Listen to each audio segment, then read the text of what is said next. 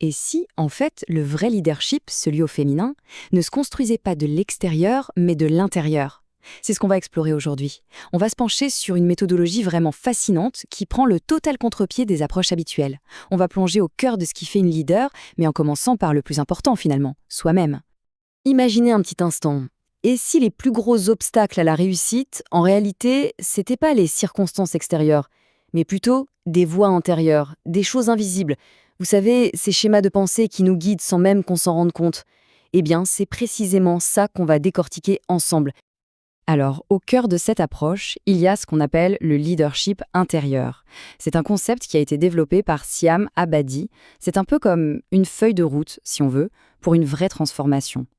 L'idée, elle est super simple, mais tellement puissante. Pour bâtir sa confiance, pour apprendre à poser ses limites, eh bien la clé, c'est de commencer par maîtriser son propre monde intérieur. Bon, alors concrètement, comment on fait? Le parcours, il se décompose en 5 grandes étapes, 5 étapes clés. C'est un vrai cheminement qui va nous emmener de la prise de conscience intérieure jusqu'à une action beaucoup plus affirmée dans le monde. Allez, c'est parti. Ok, tout commence ici. C'est vraiment la fondation de tout le modèle. La toute première étape, c'est d'aller débusquer ces fameuses croyances limitantes.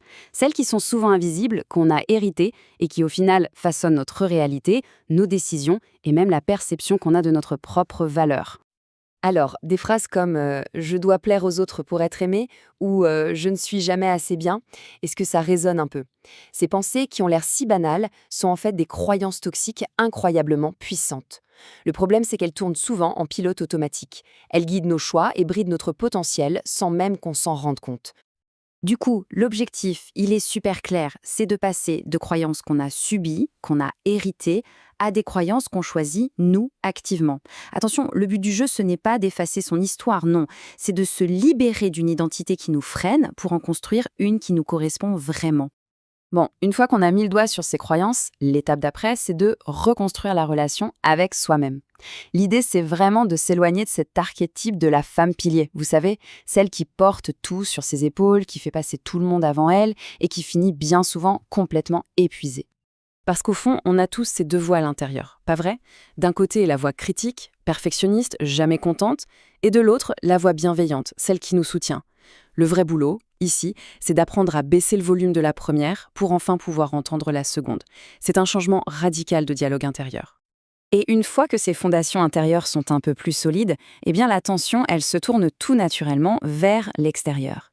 La question devient comment on trouve sa propre voix, comment on communique ses désirs, ses besoins, mais avec clarté, sans se sentir coupable et sans être dans l'agressivité. C'est tout l'enjeu de cette troisième étape. Et pour y arriver, il y a un outil super concret. C'est le modèle DESC. C'est un processus en 4 étapes, très simple, qui aide à structurer sa pensée pour s'exprimer de façon plus affirmée. Alors, D pour décrire les faits, E pour exprimer son ressenti, S pour spécifier son besoin, et C pour la conséquence positive. C'est simple, mais c'est vraiment redoutablement efficace. On arrive maintenant à une compétence, mais alors là, absolument cruciale, savoir poser des limites saines. Et c'est super important de comprendre un truc. Poser une limite, ça ne veut pas dire rejeter l'autre. Pas du tout. C'est d'abord et avant tout un acte de respect envers soi-même.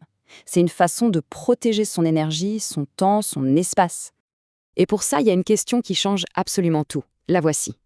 À quoi est-ce que je suis en train de dire oui quand je dis non? Juste ça. Ce simple changement de perspective, ça transforme complètement la perception. Dire non n'est plus une négation, ça devient une affirmation. C'est dire oui à son bien-être, oui à ses priorités, oui à sa tranquillité d'esprit. Et au final, le résultat, c'est une posture beaucoup plus solide. En posant des limites claires, non seulement on gagne le respect des autres, mais surtout, et c'est le plus important, on renforce le respect qu'on a pour soi-même. C'est un vrai cercle vertueux qui se met en place. Allez, on attaque la dernière grande étape de ce parcours, la maîtrise des émotions et des conflits. L'idée ici, c'est de changer complètement de regard. On arrête de voir la friction, le conflit, comme quelque chose de négatif ou de destructeur, et on commence à le voir comme un carburant pour la croissance, comme une occasion de grandir et de renforcer ses relations. Prenons l'exemple de la colère. Tenez, dans cette approche, la colère n'est pas du tout une émotion négative qu'il faut étouffer. Au contraire, c'est une information super précieuse. La colère, c'est un signal. C'est un voyant qui s'allume pour nous dire qu'une de nos limites a été franchie ou qu'un besoin important n'est pas satisfait. En fait, c'est un vrai catalyseur de changement constructif. En fait, ce qu'on a vu à travers ces 5 grandes sections, ça se décline en un parcours de transformation encore plus complet. Tous ces thèmes, la conscience, le soin de soi, l'identité, les limites, les relations, tout ça, ce sont les piliers d'un changement en profondeur. Et tout ça mène au bout du compte à une communication beaucoup plus mature et maîtrisée. Et ce qui est vraiment intéressant, c'est que cette méthodologie n'est pas juste un concept théorique, non. Elle constitue une base hyper solide qui peut être appliquée très concrètement, que ce soit en coaching, en thérapie ou dans n'importe quel parcours de développement personnel. C'est vraiment ça qui en fait un outil aussi puissant. Et pour finir, on va boucler la boucle et revenir à notre point de départ.